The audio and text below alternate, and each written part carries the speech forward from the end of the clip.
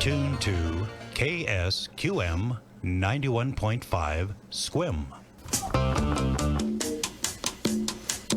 It's Gardening with Ciscoe.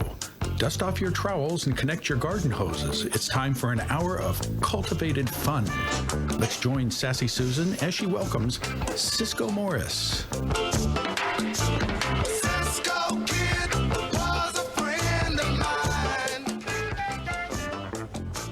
Ciscoe kid was a friend of mine. Good morning, Ciscoe. How are you today?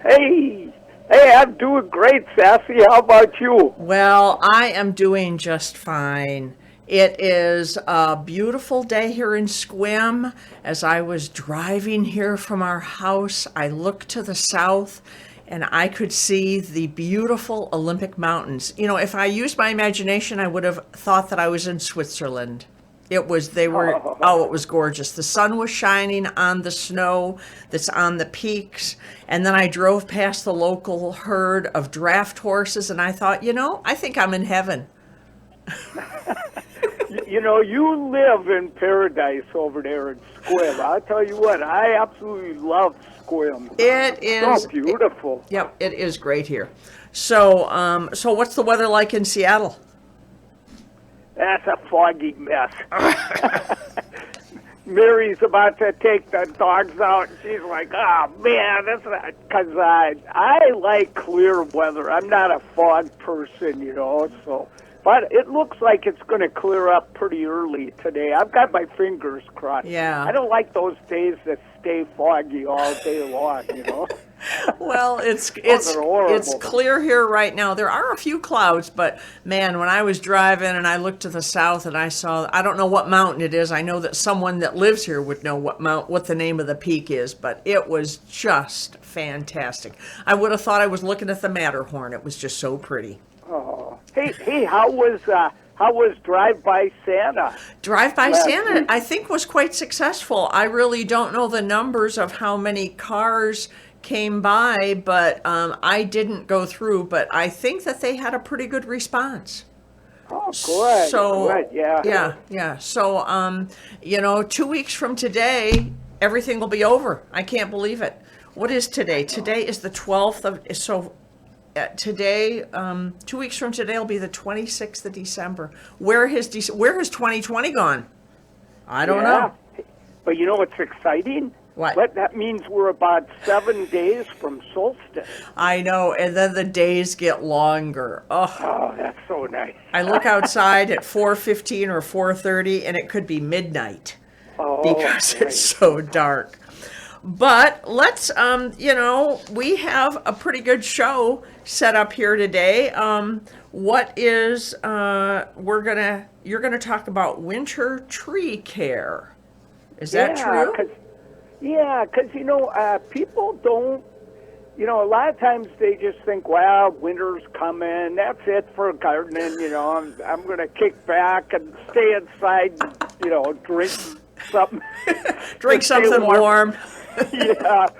So I just want to remind people, it's a good time. The leaves have fallen off almost every tree now, so you can go out and look at the shape of the tree and see if you got any branches that are starting to cross each other. If there's a branch that's sticking out and is going to knock people's hat off when they walk up to your door, this is a really good time of year to chop those things off, So great time to prune. You could take a third of the wood off a tree in winter. So that, of course, is this is the best time before new growth starts. And then I just want to remind people, if you've got plants in pots and the pots aren't that big, maybe you bought a tree you're going to plant and it's still in the nursery pot. If we get a really hard freeze, it's supposed to get pretty cold tonight. If we get a really hard freeze, talking in the 20s, a plant in a pot, the roots can freeze and it can kill your tree. So, you might want to move that in the unheated garage, something like that, and then bring it back out when it gets mild again. And then, or, you can just put compost around the pot and over the top of the pot, and that'll keep it alive. And then just always good to mulch over the roots of your trees. So if you can get some wood chips from the arborist or, some kind of mulch you like to use and put that over the tree roots, don't build it up on the trunk. Never let mulch go up the trunk of the tree. Always start a little ways away from the tree, because if you let mulch go up right up the trunk of a tree, you can get a rot going in there, or mice get under there and they eat the bark.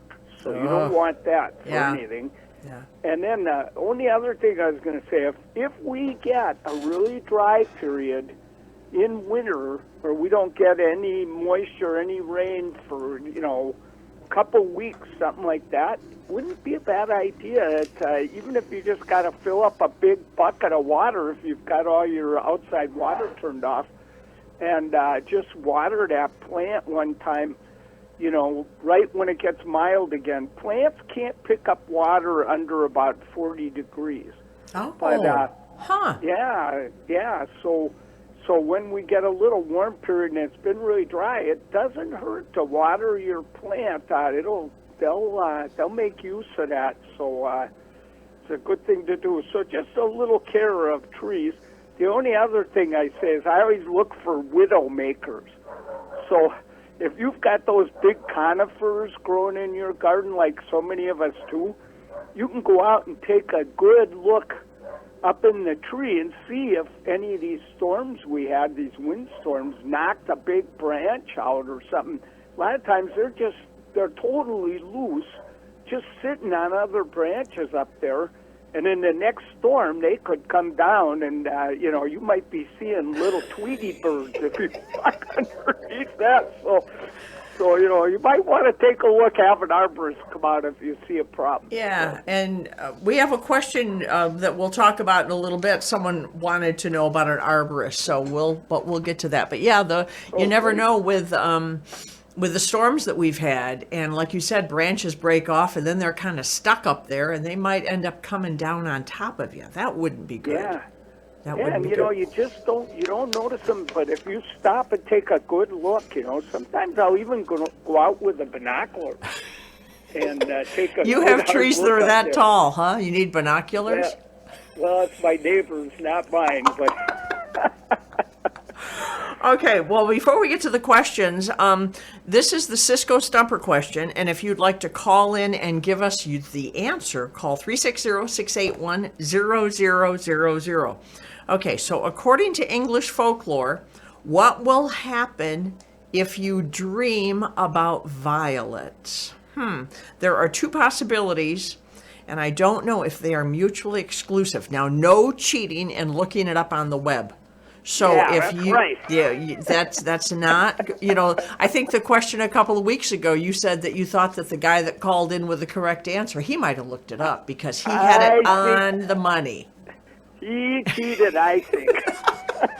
Okay, so according to English folklore, what will happen to you if you dream about violets? 360-681-0000. Now, we have a woman that called in a question, and so she has asked us to call her with the answer because she's on some kind of a phone call or something with some group. So the question I have for Ciscoe, and this is from Elizabeth. The question I have for Ciscoe, what brand do you recommend? What are the specifics of your favorite cut and hold pruning tool that you showed on the New Day Northwest show? There are many available on the market, and I have no experience with selecting the best one. I would like to purchase one for myself and for my sister's 70th birthday, which is today, December 12th. Oh. We are both too old to bend over all the time. So she wants to know your favorite cut and hold pruning tool. And we'll write it down, and then our Linda will call her and give her the answer because she's not listening. Great. And just for people that didn't see that New Day show, and I've got a link to that right on the front page of Ciscoe.com. So I always put on the far right side, I put a lot of the videos and TV shows I do and everything. But that a cut and hold pruner is this really incredible pruner. They come in different lengths. Some, have extensions to them. But the one I love the best is about 3 feet long. And so you hold it with one hand. And the one I like is it's aluminum, so it's super light, but it works really well. And so you cut off, you could deadhead your plant. You get really good with them, so you can even cut one dead flower off, Great for pruning roses, because you don't have to get in there. You just reach that in there, and it holds you could turn it 2 ways. So if you turn it one way, it'll just drop. Whatever you cut, it'll just drop down. But if you turn it a certain way, you cut, let's say, that rose, that you're deadheading your rose, you cut that spent rose, it just holds it. And you could drop it right in the bucket, and it works so good. Now, I only have experience with one kind. Okay. And it's from the Wildflower Seed Company. Okay. So if you did cut and hold pruner in your computer on the web, it'll show you a whole lot of different kinds. Look for that one that says Wildflower Seed Company, because I think it's really good. Okay. I've got a number of his, but and I met the guy at the Flower and Garden Show. He's from California, but I met him down in San Francisco. I was giving a talk for the California Flower and Garden Show down there. Years and years ago, I met this guy, and he said, "You got to try this tool," So he gave me one, and I ended up showing it on TV with my TV partner, Megan Black. Uh-huh. And the guy called me from California and said, "Holy cats, I'm sold out," So it was really cool. So, but I love them. It works really good. It stays sharp. You can get a little sharpener with it, Okay. And mine's never broken. I've had it for years now, and I just love the thing. So Okay, so if someone is looking for it, if they just go to Wildflower Seed Company and cut and hold. Okay. Yeah, cut and hold, and they'll, they send them out and all that. And usually he comes to the Flower and Garden Show and sells them there, but there's no Flower and Garden Show this year. So. There's not much of anything this year, huh? No, there really isn't. Okay, but, well, Linda will go ahead. Good tool. What? Good tool, really a good Okay. one. Well, Linda will call Elizabeth and give her this information. I doubt if she'll be able to get it today for her sister's birthday, but at least she can give her a gift certificate. Yeah, that'll be cool. Maybe she can make up a really cool little gift certificate. Yeah, Let her know she can get something cool. Okay, well, since you had mentioned that a lot of your stuff is on a lot of your information. I shouldn't say stuff. That's just too degrading for someone of your stature. So many of your videos and information is on your website. So that takes us right to this question one. Ciscoe, my name is Mark, and he was wondering if you could send him a video of proper pruning, plum trees in particular. So it sounds like if Mark goes to your website, he'll be able to, is there a video on your website on pruning trees? Well, not that I know of. But that's an idea. I have done a number of them over the years, but I don't think there's one on there right now about pruning trees. But I always tell people, and there's a link in Ciscoe.com. If you go to the tips, and it'll show you where the links are. And there is a link to plantamnesty.org. Okay. And Plant Amnesty is this wonderful nonprofit that has all this information, and they teach classes and do all these things to help people learn how to prune correctly. Mm-hmm. Because I'll tell you what, I used to do a lot of consulting. I don't do it anymore. And I would get calls from people, and they'd go, "Please come over. The guy that did my pruning ruined everything in my garden." Mm-hmm. And there are people that don't know what they're doing. To be a landscaper, now, you could become a certified landscaper. I'm one. And you have to really know what you're doing. You have to take a test and a ring to become one. And I was a certified arborist, too. But just to be a landscaper, all you got to do is get a business license, get a pickup truck, and a wheelbarrow. You don't have to know what you're doing at all. And I've seen plants massacred. So this guy's doing the right thing, trying to find out how to do it. And they can send you all these great pamphlets for practically nothing from Plant Amnesty, and he'll know what he's doing. He may even decide maybe I'll take a course with these guys. And, so. Okay, really so good. if he goes to the website plantamnesty.org, and they should have a video on there for him to and now would be a good time for him to prune his plum tree, right? Perfect timing. Also, Seattle Fruit Society, or I think it's Seattle Fruit, I think it is. Fruit? It's a great organization. Like fruit, vegetable? Yeah. Yeah. Yep. Okay. It's a great organization. They send out volunteers and they harvest fruit that people don't want. The gleaners. So many people just let the fruit fall down, and then they give the fruit to the food banks, so people get wonderful fresh fruit. It's a great organization, and I did some videos on how to prune fruit trees for them. So I bet you if you go to I think it's Seattle Fruit, I can't remember. Maybe put in Seattle Fruit Society or something. Yeah. And I think if you find them, I bet you listed in their stuff is probably all those videos I made for them. So. Okay. Well, right now it's 17 minutes past 9. You're tuned to KSQM 91.5, and we have Gardening with Ciscoe. Okay, so here's someone that she must be a fan, because she said everyone that listens to you is a fan, Ciscoe. On one of your shows, you talked about the Christmas box Sarcococca. So, how do you say that, Sarcococca? Did I get that right? Yeah, you said it perfect. Okay, yeah. I got one about 2 years ago, and I loved it. It smelled so good.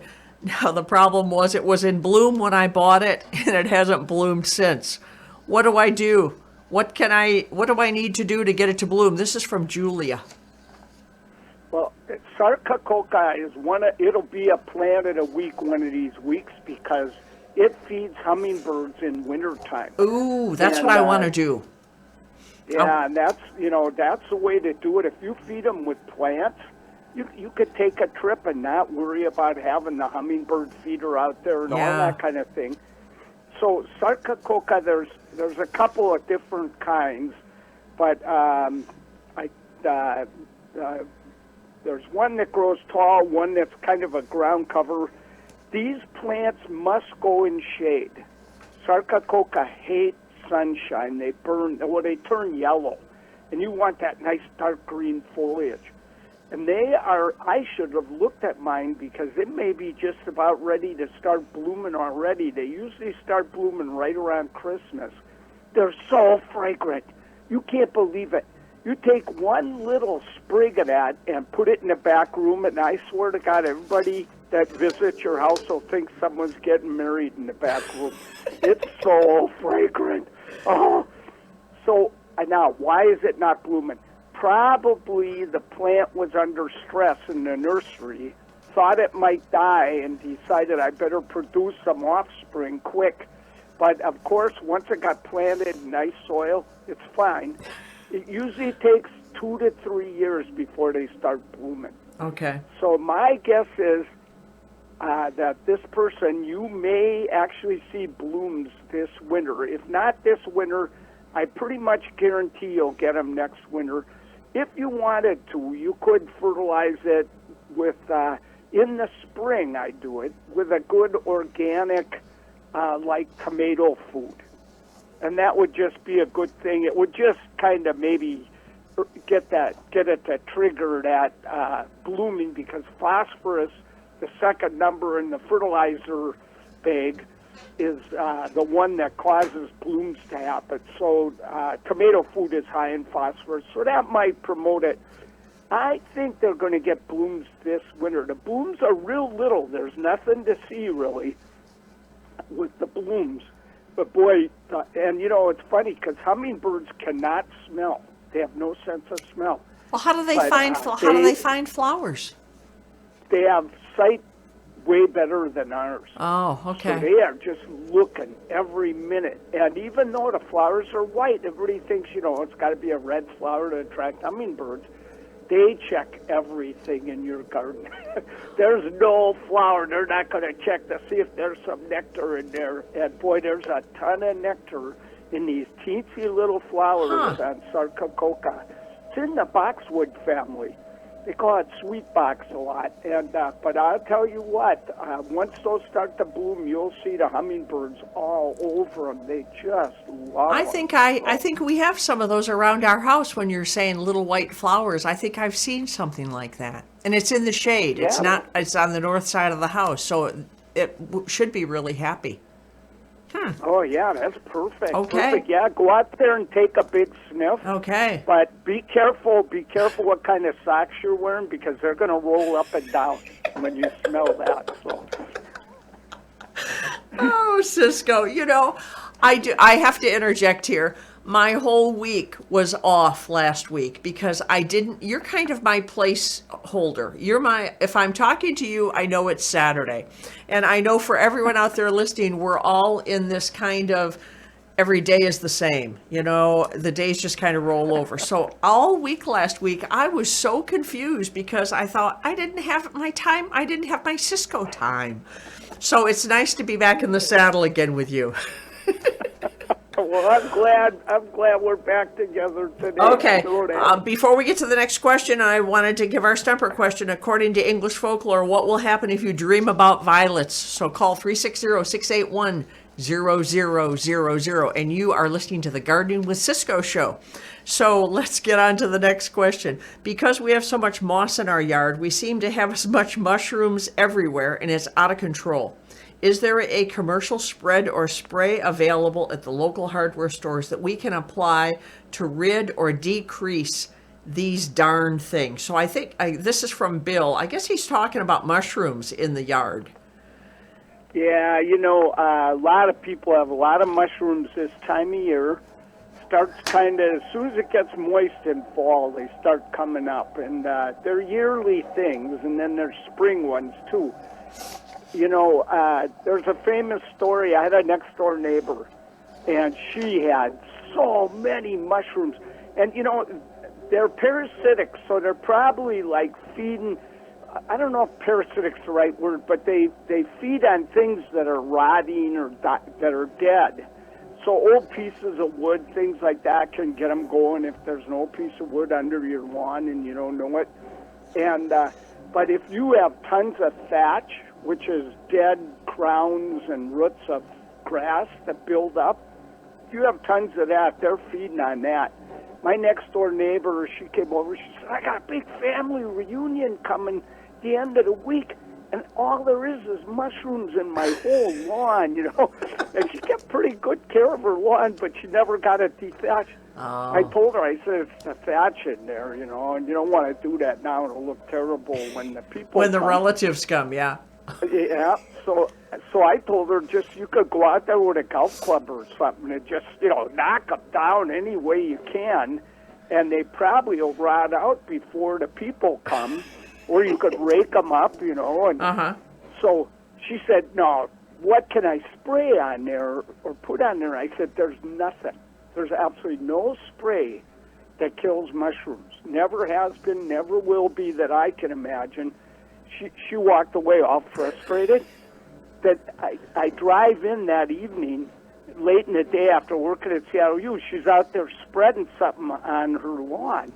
It was weed and feed. She was putting it down triple strength. And about the next day, all those beautiful golden mushrooms turned the ugliest black you've ever seen. And when the people came, the only thing that was really glowing on that lawn were those 100 million dead mushrooms that were the ugliest thing I ever seen. She should have taken the golf. She should have taken the golf club to him and knocked him off. Yep, even just raking it probably would have worked. So nothing's going to work. But for that person, I think you probably have a really big thatch problem out there. And removing thatch, you can rent these dethatching machines at rental yards. But let me tell you, it looks like an easy job, but it's weird. You go down, it's like they kind of look like a lawnmower, but they got these cutting blades underneath. And you go to the end of the lawn, you turn around to come back, and it's like the debris that it took out of the lawn is 4 feet tall. I know, I've seen it. Heck? Oh, my God.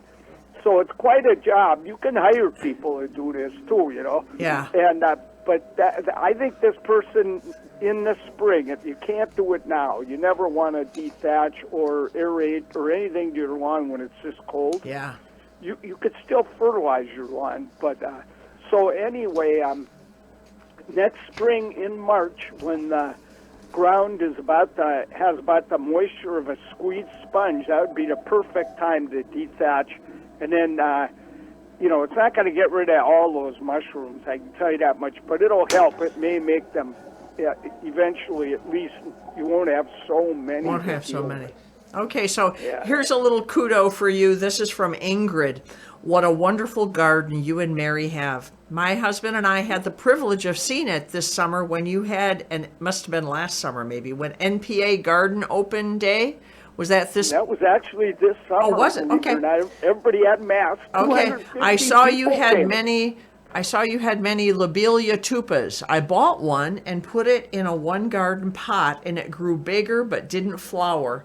So I wanted to try to overwinter it. No, I don't have a greenhouse.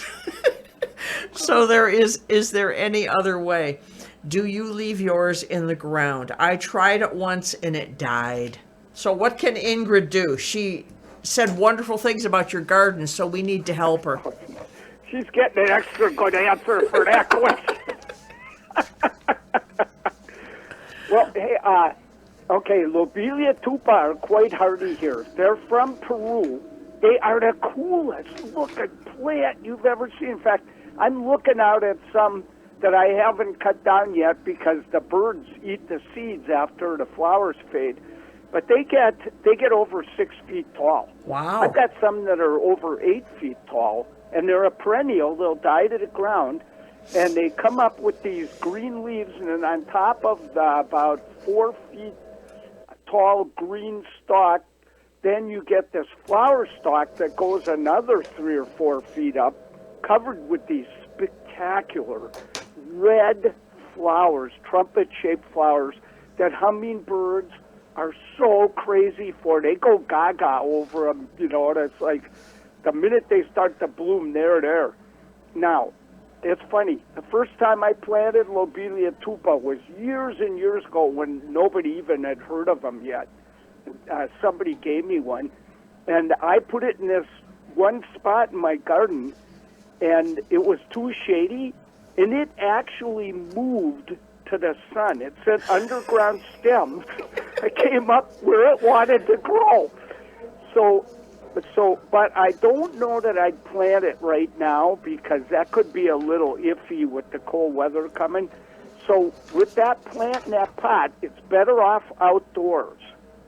So leave it outside, but put it in a box if you've got a box or something, or just a spot where you can put it, and cover the pot and the top of the pot with compost.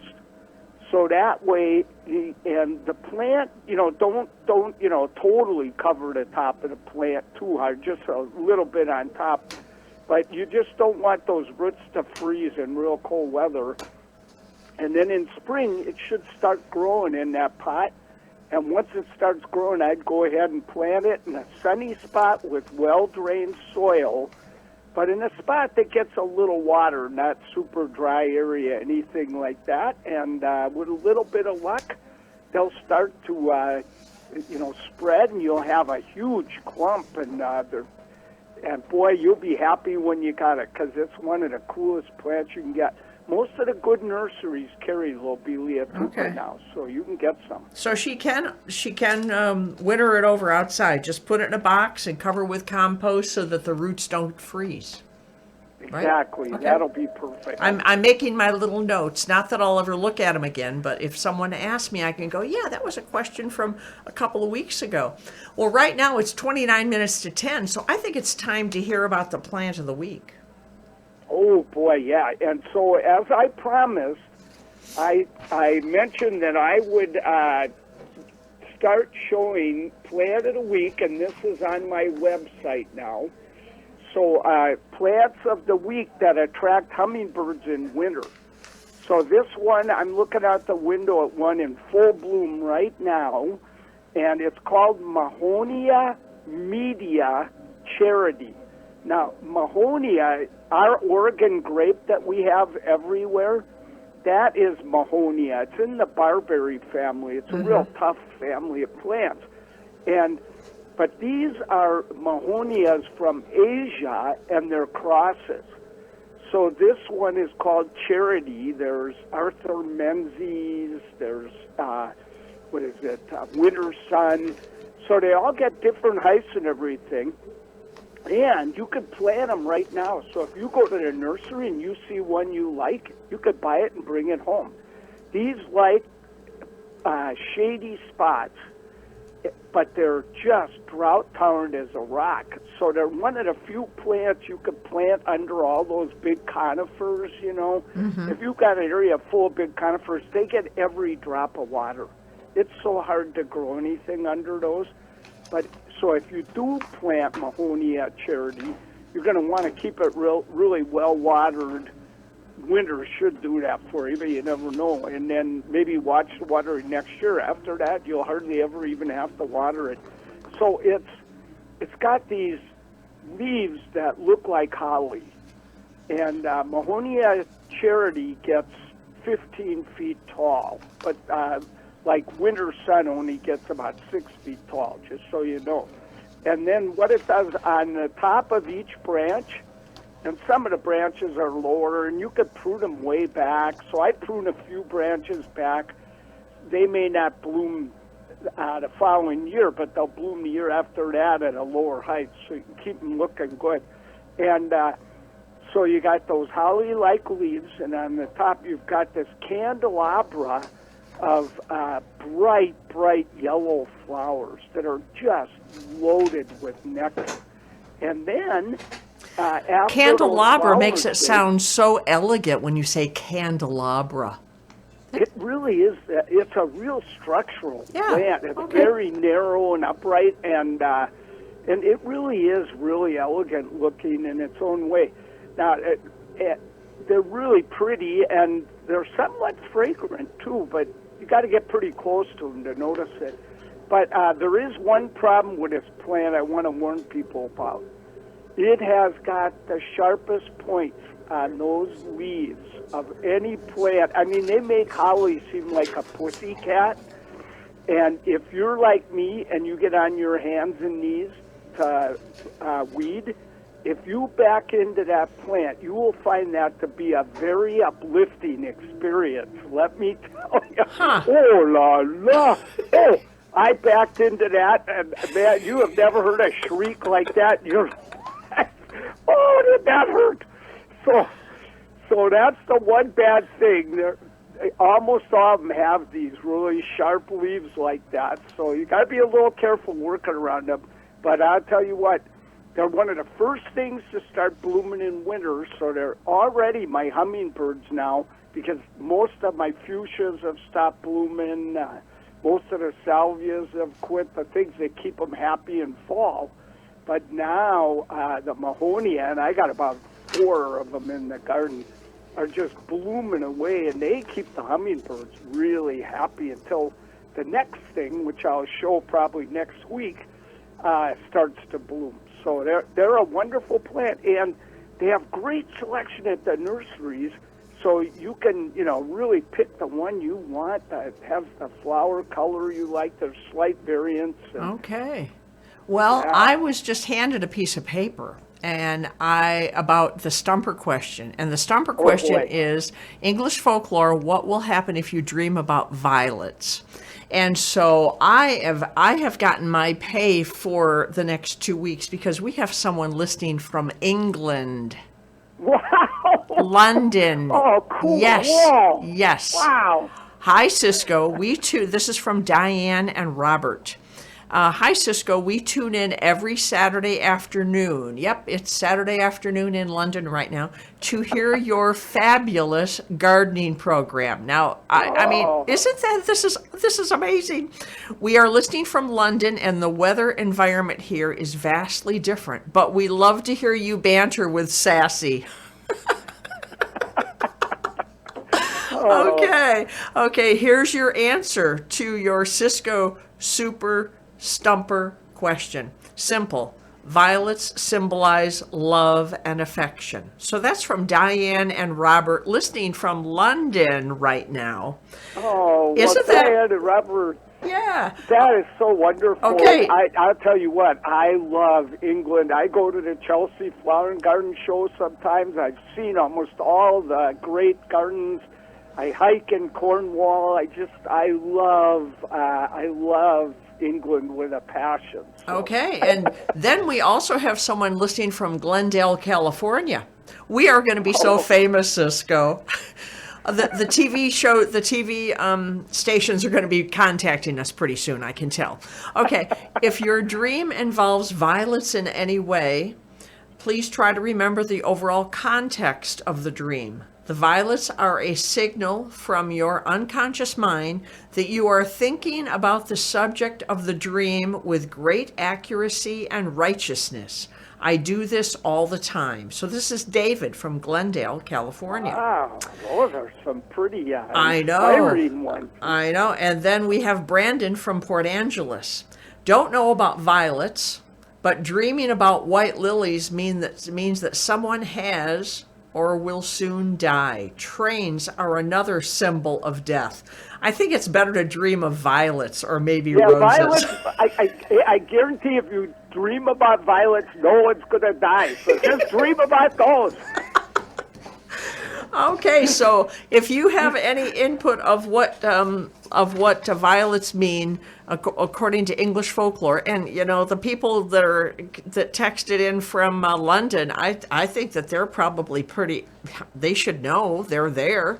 But they're right English in there, folklore, I'll tell what you will what. happen to you if you dream about violets? So those are the three calls that we've gotten so far. All right, so are you ready for another question? I am ready. I haven't been stumped yet. Okay, this last spring I was watching you on TV, as I always do, and I thought you said in early spring you cut your perennial fuchsias to the ground. I cut mine back, but not that far. Some have gotten so big they don't look good. My Delta Sarah got so big that with the rain in October, it fell over. Do you cut them to the ground? This is from Ingrid. Okay, Ingrid. Yeah, I do cut mine to the ground or very close. See, the thing about fuchsias is that they only bloom as they grow. So if you let them get 12 feet tall, the only blooms you're going to get is on what grows off of that 12-foot fuchsia. So all the blooms are going to be way on the outside. You won't be able to see them. Yeah, you won't be able to see them, and they can really become, crowded and twiggy and woody. So, yes, I do prune all mine down. Now, the kind with the smaller flowers, those come from, like, Chile and Argentina, and those are so hardy because they come from cold areas over there.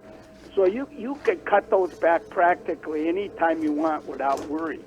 But a lot of the ones with the bigger flowers, like Mrs. Boothby and or Lady Boothby and Mrs. Potter or whatever. So I have a whole bunch. Aztec, they're so cool. They're big flowers, but they're hardy. But they're not as hardy. So what I do with those is I definitely don't cut those back till spring, and not until I see new growth start to form near the base.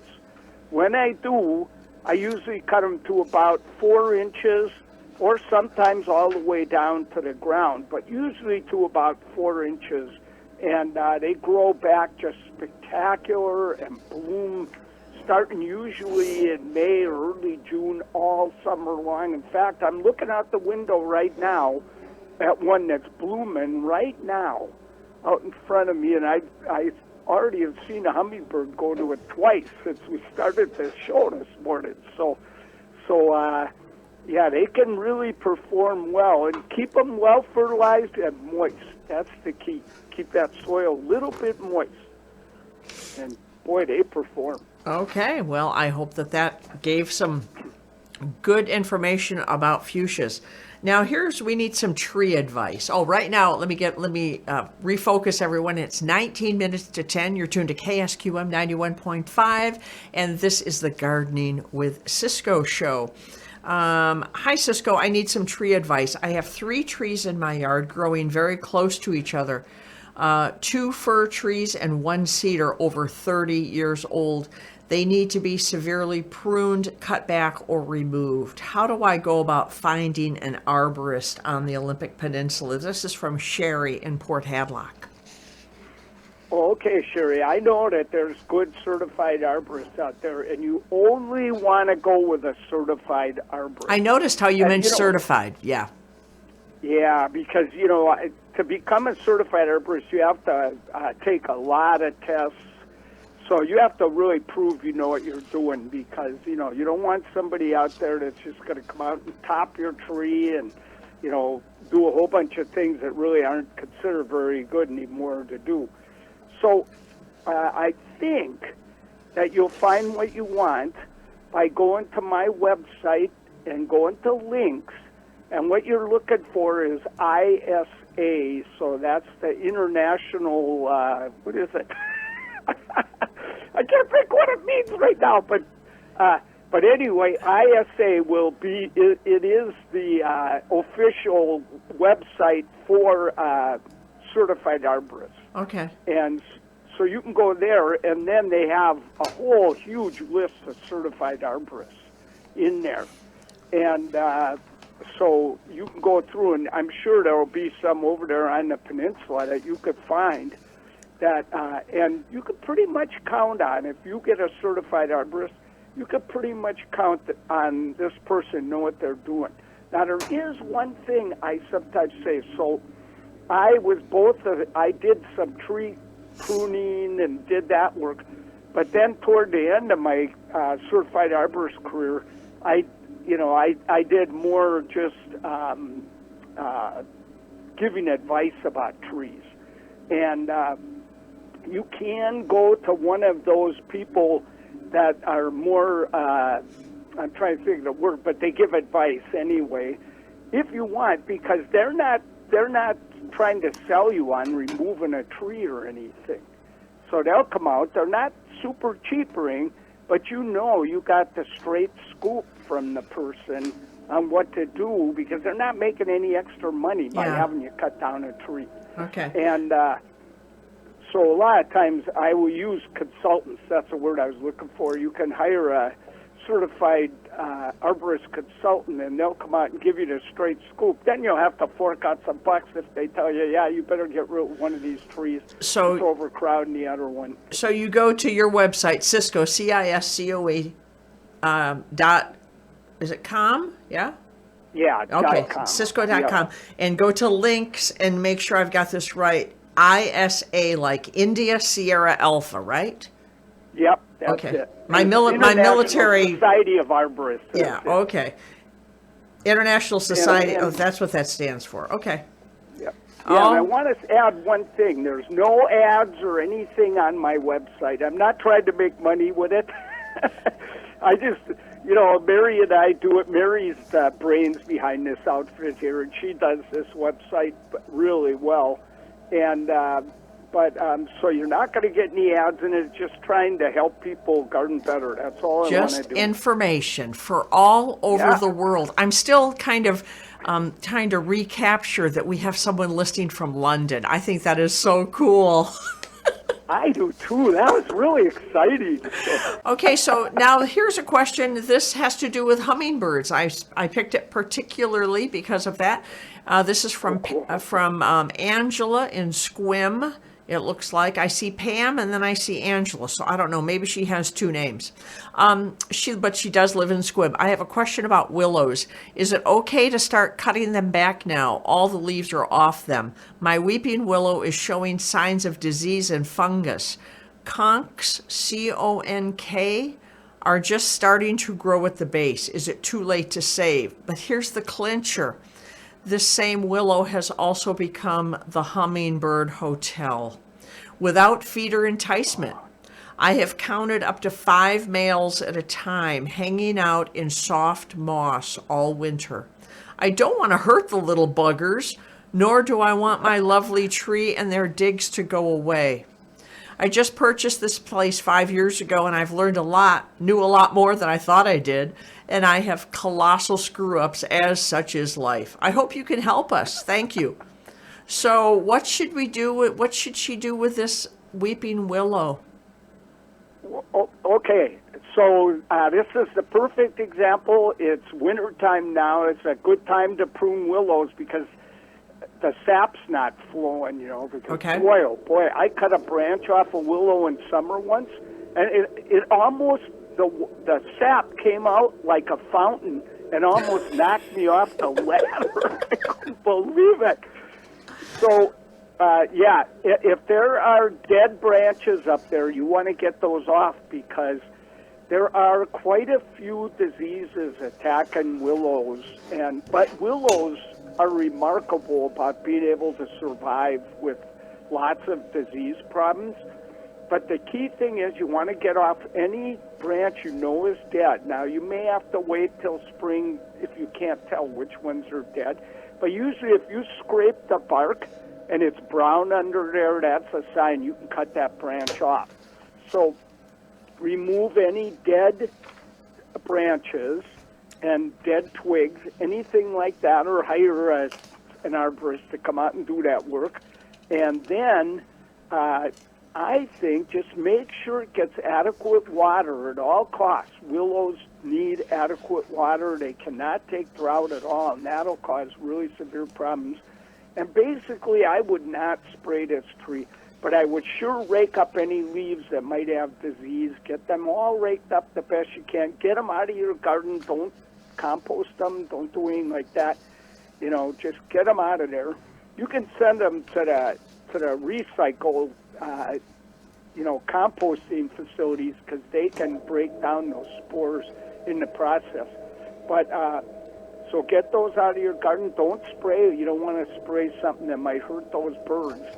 And basically, I suspect if you take as good care, prune every winter, and make sure it stays well watered, I think that willow will live for years and years. And it may have parts of it that have to be removed. And you can always plant a new willow a little ways away just to be safe, But I think your willow will keep going for a long time. Just the fact that, Ingrid, you care so much, that means you're going to put the energy in to keep that tree alive.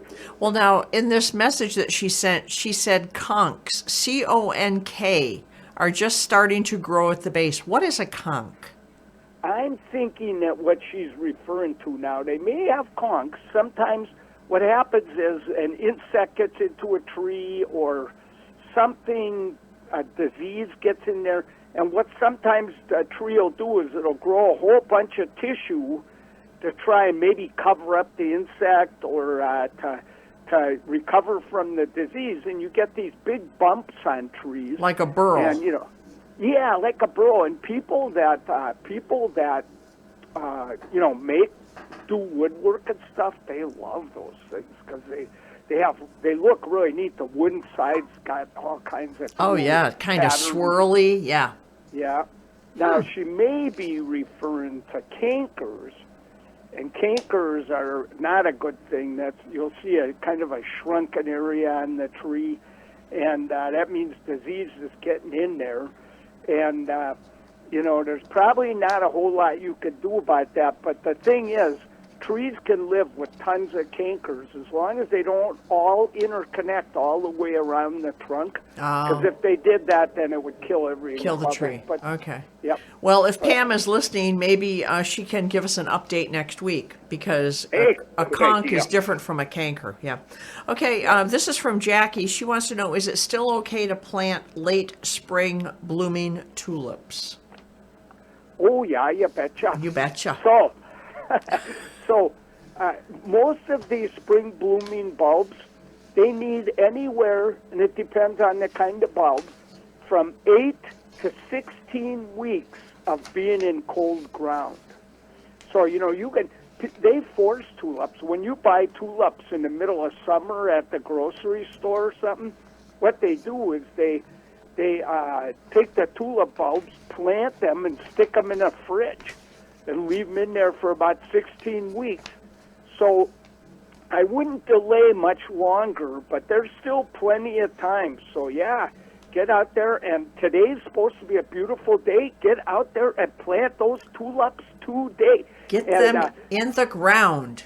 Get them in the ground. And my Ciscoe tip of the year is that if you have well-drained soil, plant them 12 inches deep. So that fat little bottom, stick that 12 inches deep, break that bottom ground up, stick some good old bulb food in there, and then the squirrels won't get them, those darn squirrels. They think that tulips are a real delicacy, so that there's no way the squirrels are going to dig that deep to get them.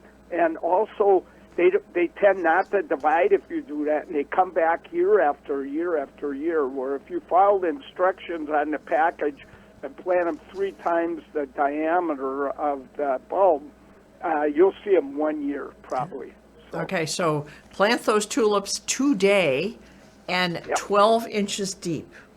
Yeah, you betcha that'll be great. Okay, so this just came in this morning on email. Hello, Ciscoe and Susan. I get the same billing as you. This is awesome. Someone calling from England, and they put me on the same line as your name.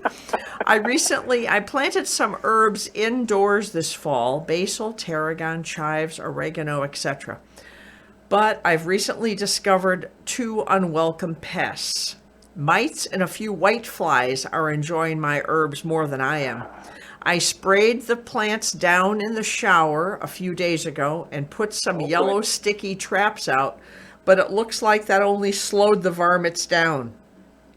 Any further measures to eject these destructive visitors from my plants? This is from Bill in Rescue, California. I don't know where Rescue is. I'm unfamiliar with that. But he's listening. Okay, well, yeah, you know what? I've grown herbs in the house many a year. It's not that easy to do. Number one problem. So some herbs, such as rosemary, love it in the house because they love dry air. But anything that likes more moist air, they're harder to grow in the house because dry air brings spider mites. Spider mites hate high humidity. They love dry air. So you did the right thing by taking it in the shower with you, but you got to do it a lot, like, at least once a week. Or when you take a shower, take your plants in the shower, right? Yeah, so as long as he's not one of those guys that only takes the shower when you need one, like once a month, Yeah. this will work. So yeah, take it in the shower with that hand thing, blast the bottom of the leaves off. You can also take a moist cloth and wipe the back of the leaves off because, mites can build up so fast. And they do jump on you, and so you move from plant to plant, too. So be aware of that. Be careful. Now, with whitefly is a real pain in the kazooski. I hate whitefly. So I think the best thing you could do, the shower's not going to get rid of the whitefly.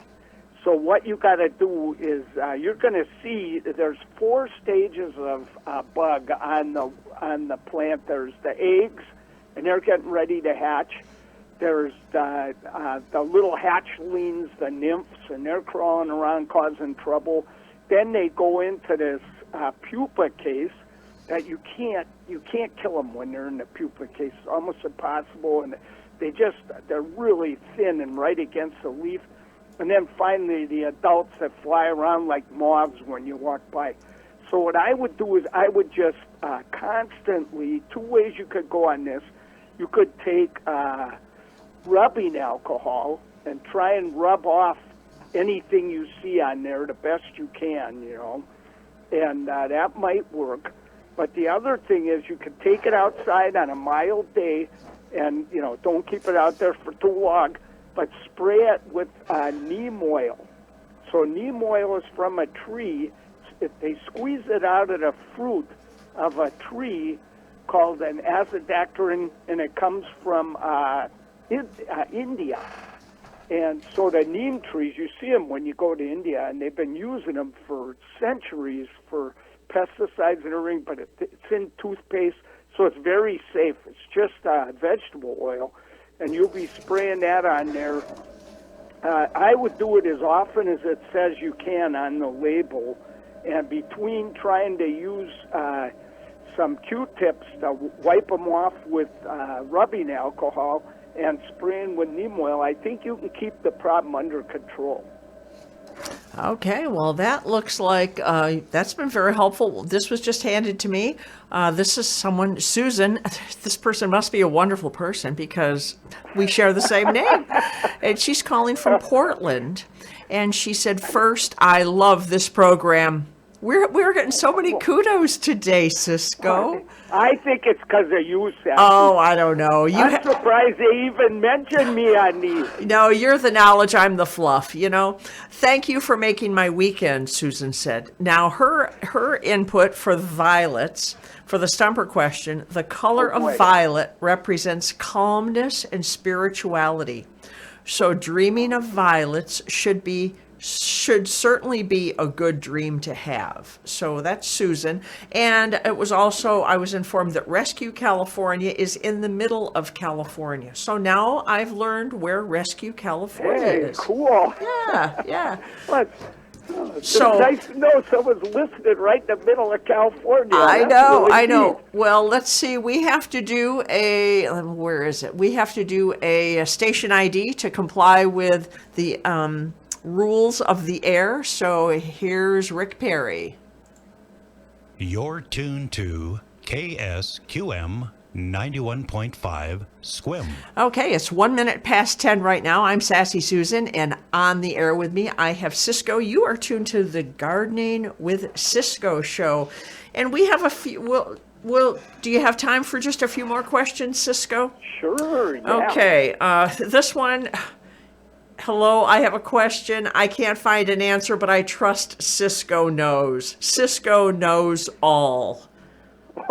I'm gonna start bowing down to you, Ciscoe. Our house came with what I think is a sensation variety lilac shrub.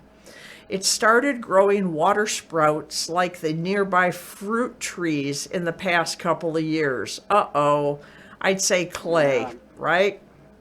But, okay, last year, see, I'm learning so much from you just by osmosis.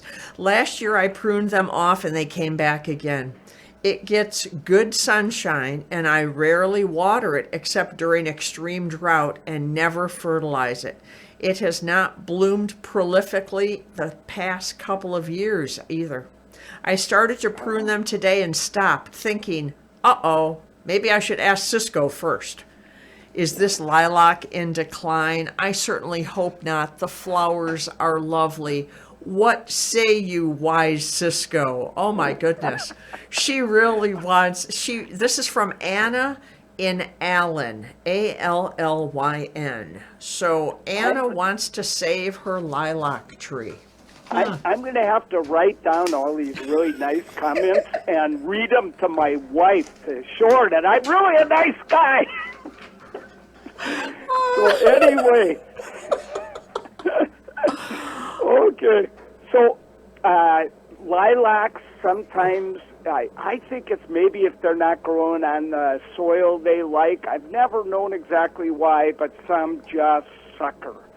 And the best thing you could do when they start to sucker is buy a really good lopper, because you are going to be cutting these off for the rest of your life. Eat your Brussels sprouts and keep cutting those sprouts, because you are going to live for a long time with all the exercise you're going to get. There's not a darn thing you could do about these things. Once they start, they never stop.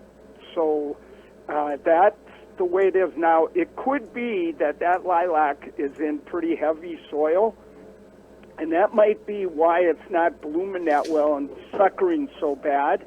There's not much you're going to be able to do about that unless you want to transplant it, which you could in the wintertime to a better spot. But once they start suckering, even if you move them to a good spot, they're going to keep doing it either way.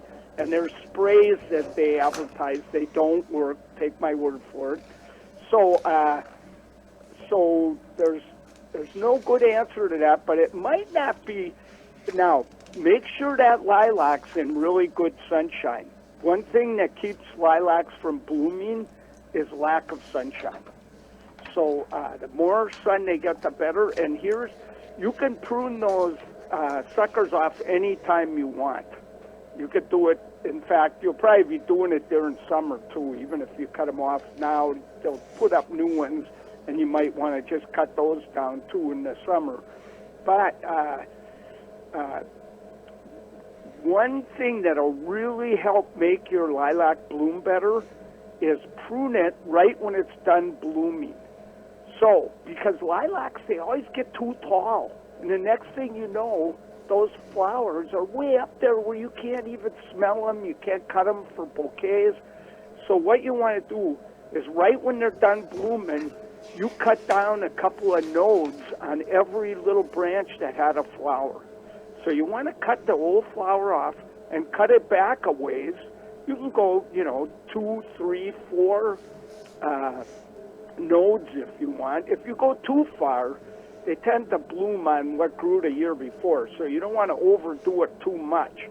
But so if you do that, you're gonna get flowers lower. You're gonna keep the plant low, and you're not letting it go to seed.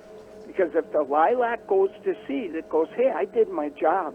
I just raised a family. I've got all this seed, and I'm going to kick back and get a good suntan and do nothing, So go ahead and prune them. Get those old flowers off. Keep it low, and keep cutting those sprouts, because you'll be doing that for the rest of your life. But it's worth it. You got a beautiful lilac there. Oh, yeah. And whenever I smell lilac, I remember growing up in Western New York for Memorial Day. That's when the lilacs would always bloom, and they just smell wonderful.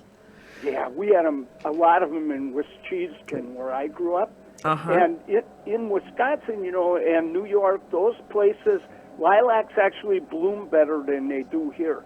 And Yeah. the reason for that, they love getting really cold in the wintertime. And it gets They cold need in that Wisconsin to and New York. It gets cold. Oh, yeah. Yeah. I bet.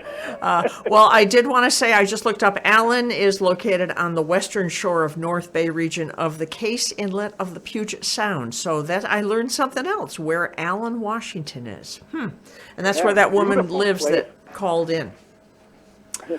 Okay, let me see. I have this is from Bob. I have an approximate 10 by 10 foot area under a tall maple tree that in spring is a carpet of pink and blue Spanish or French bluebells.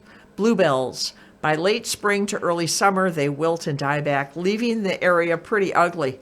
Can you recommend something I can plant there that would be compatible with the bluebells and continue to look nice through the rest of the summer? And that's from Bob. Okay, Bob, and the first suggestion I have for everybody listening, don't plant those things. Those Spanish bluebells just spread like nothing you've ever seen, and they're gorgeous when they're blooming. But then you got to live with that old foliage just dying back, You can weed eat it down, you can do anything. They'll be back they don't care, but but it's a tough thing to deal with. You can't get rid of them. We had tons of them at Seattle U, and there were certain areas I just didn't want them. I tried everything, couldn't get rid of them. So, yeah, Bob, that's the perfect thing to do, to plant things to hide that. So I'm guessing that it's probably a semi-shady spot, but they will grow out in full sun as well. So my recommendation would be to use some ornamental grasses. So, and I'd mix that with other things. So if it's a shady spot, I think I would use some of these golden ornamental grasses and carex. So, what is that new one that I just love? I'm trying to remember the name of this thing. There's a bunch of neat ones anyway. Some of these carex now, I think it's Everillo. Carex Everillo is this golden carex. Gets about 3 by 3 feet. It's evergreen. It is absolutely gorgeous. So that would look so beautiful with those Spanish blueberries, bluebells, while they're blooming.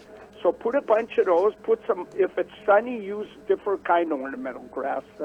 The golden ones don't like too much sun.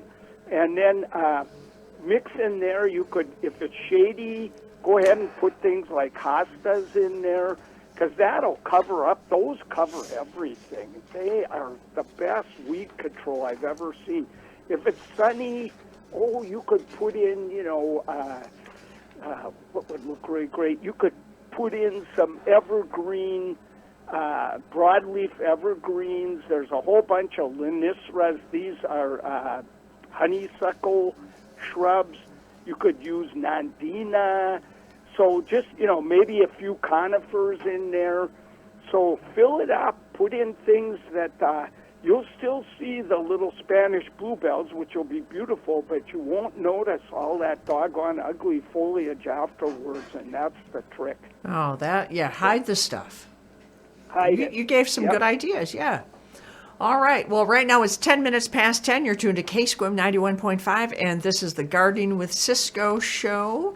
And we've got a few more. We're not going to get to all the questions, but I've tried to prioritize a little bit. Here is someone calling that sent me information from Ocean Shores. Okay. Oh. Okay. My 6-year-old cypress trees are losing needles from the inside out and proceeded up the tree. I'm at wit's end. We live in Ocean Shores. Could it be too wet here? This is from Bruce. Well, I'm not sure if it's too wet, Bruce.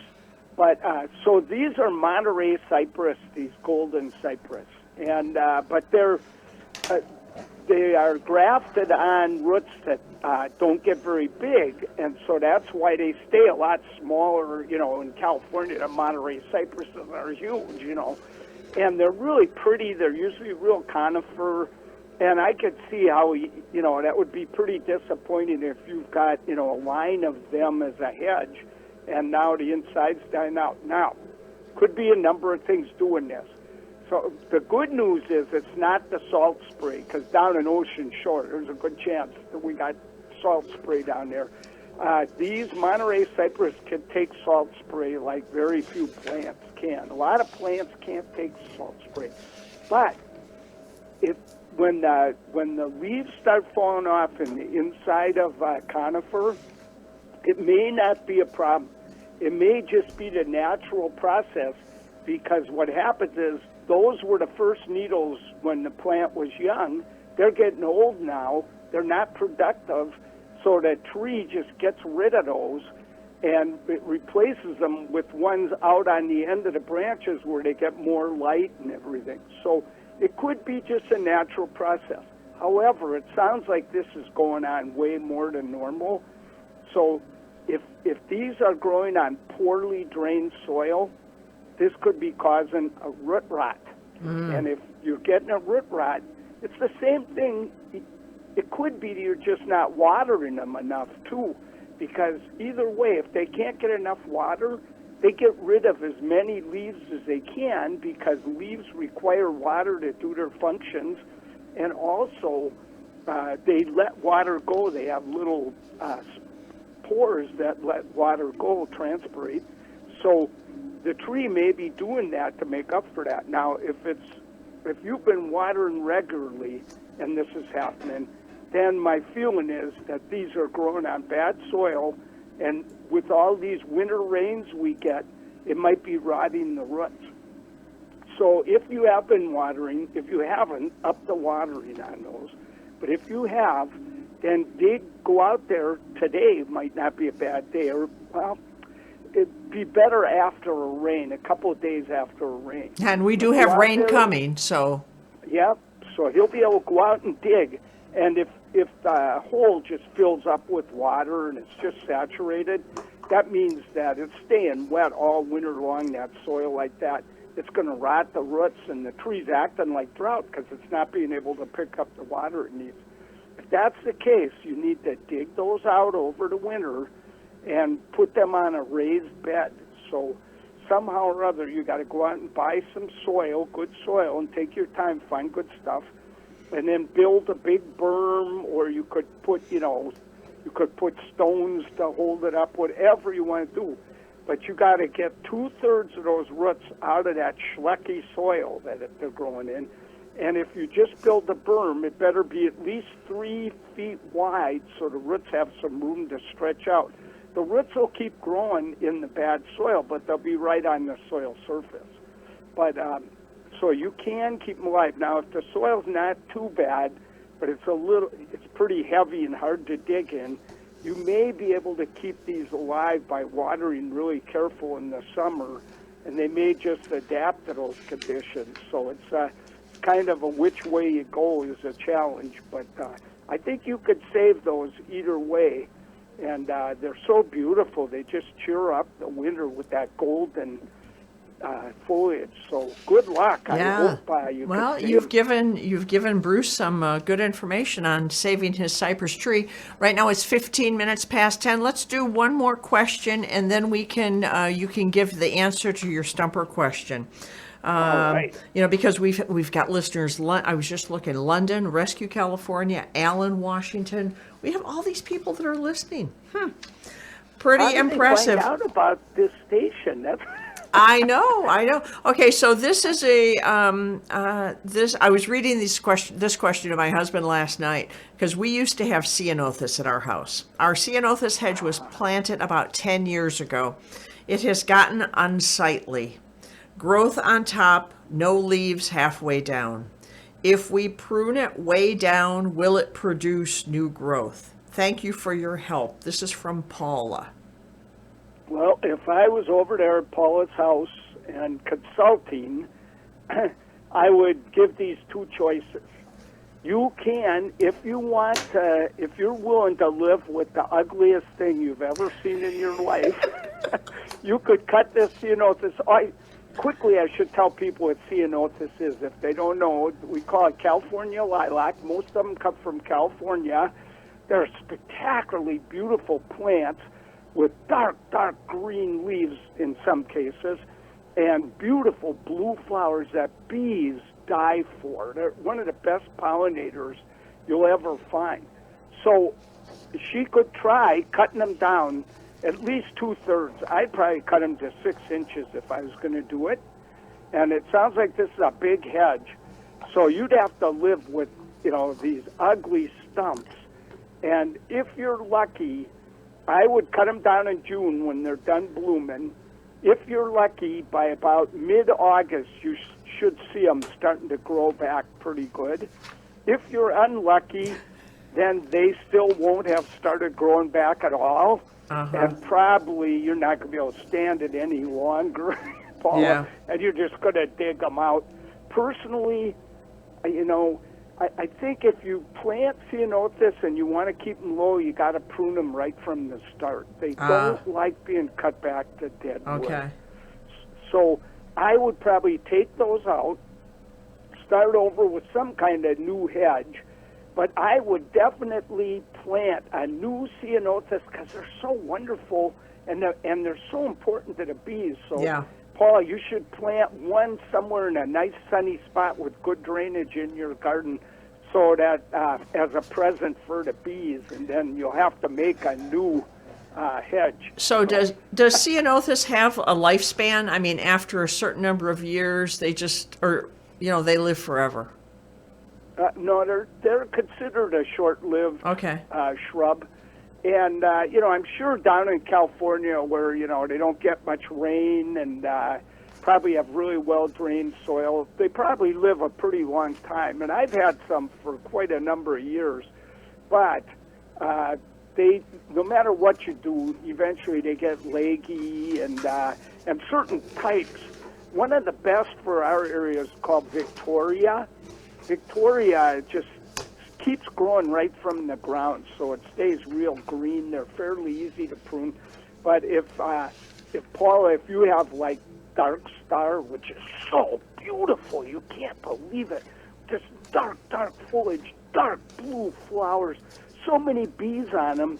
Sometimes moms with their kids walking down the street, cross the street, walk on the other side. They're terrified. It's just Yeah.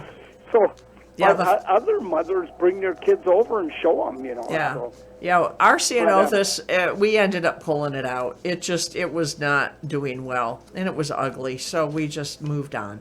So. Yeah, and you know what? I never feel guilty for doing that, because the way I look at it is, you got your garden there and you want it to be beautiful. Mm-hmm. I have a lot of people, they feel so guilty about pulling out a plant, but if it's not performing and doing the job it wants, you can always offer it to a neighbor that likes to save plants. Yeah. And, no, I'm for changing things and taking things out.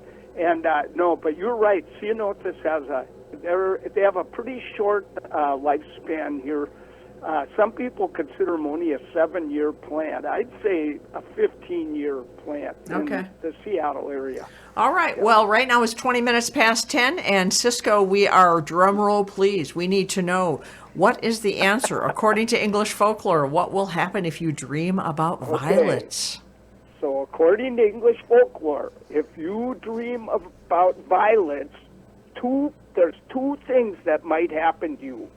Either you're going to receive a fortune, which would be mighty nice, or, and I'm not sure if they're mutually exclusive, you're going to marry somebody that's younger than you are. So if you get both of these things, you really hit the jackpot. Yeah. So maybe you're going to marry a really rich person that's younger than you.